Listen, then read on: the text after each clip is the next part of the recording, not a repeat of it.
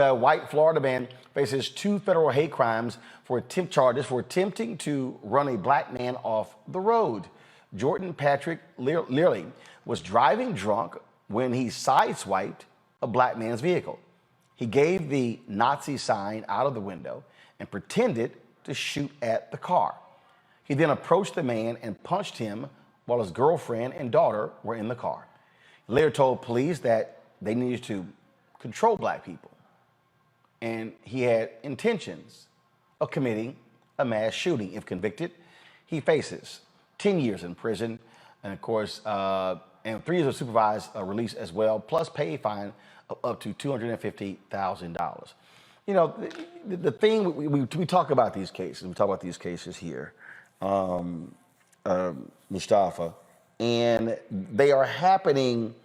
And luckily, we have an aggressive Department of Justice Civil Rights Division who's going after them. But for the people who say, oh, this is no big deal, no.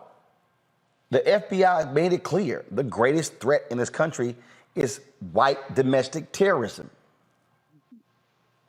Yeah, and we know that hate crimes are continuing to increase year after year after year. So we have to take this really serious. So one, we got to make sure that folks are brought to justice. We got to make sure that they spend significant periods of time in jail. But we also got to educate folks on what's really going on so that they can better make sure that they are protecting themselves and their families and understanding that this is not a game. There are folks who are out there who literally would like to see black and brown people, you know, disappear. And they will play a role in it if they could get away with it. So, you know, we just need to be very clear with folks. And we also need to support the Department of Justice, whom we call to task when they're not doing the right thing. But when they are, then, you know, we need to uplift that. I mean, I'm telling Teresa, I mean, you know, this idea that, oh my goodness, y'all are just overstating. No, black folks are not overstating. We see what's going on here with these white domestic terrorists. Yeah, and it's more so a consistent, unfortunately, it's a consistent thing that is happening in communities of color every day with those that are in power.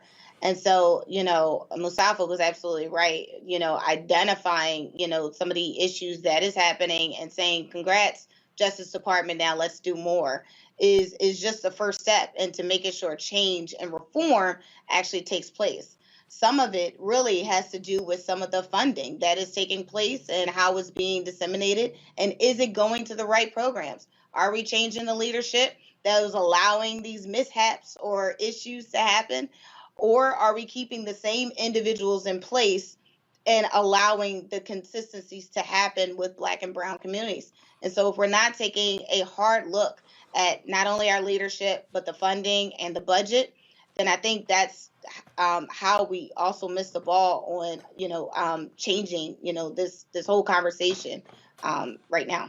Well, that's why we constantly say voting matters, Candace. And again, luckily, we're seeing a very aggressive DOJ Civil Rights Division led by Kristen Clark. Exactly. And not only is she awakening kind of the education, like one panelist said, of a lot of people in terms of, you know, black folks, but white folks too. Black people need to understand that when they are accosted by someone or if they feel that something is wrong, I mean, someone pretending that they're shooting a gun on you, that is a problem. So you have to go that step and do something about it. You have to file the lawsuit. You have to contact the right people in order to make sure that all these cases build up, because these cases mean something, which is why the Department of Justice is doing something. For white people who are not taking this seriously, they should know that what happened in the Ahmaud Arbery case is happening in other cases too. You can go down for federal hate crimes. I'm not sure why, you know, somebody would think that they could get away with it. I think, Roland, they just don't care, or they think they can get away with it. But these cases, as they build and the more people are educated on both sides, then hopefully the less this will happen. But people have to understand on both sides how federal hate crimes play out, because these aren't crimes that we've seen being prosecuted, 10 years ago. This is something that the DOJ is really doing right now. And I think that it will ultimately make a difference, but people have to educate themselves. All right, folks, back to our Roland Unfiltered video in just one moment. Folks, Black Star Network is here. Hold no punches. I'm real revolutionary right now. Support this man, Black Media. He makes sure that our stories are told.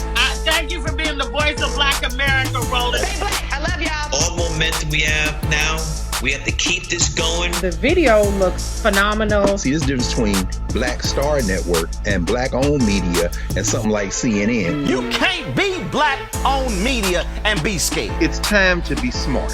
Bring your eyeballs home. You dig?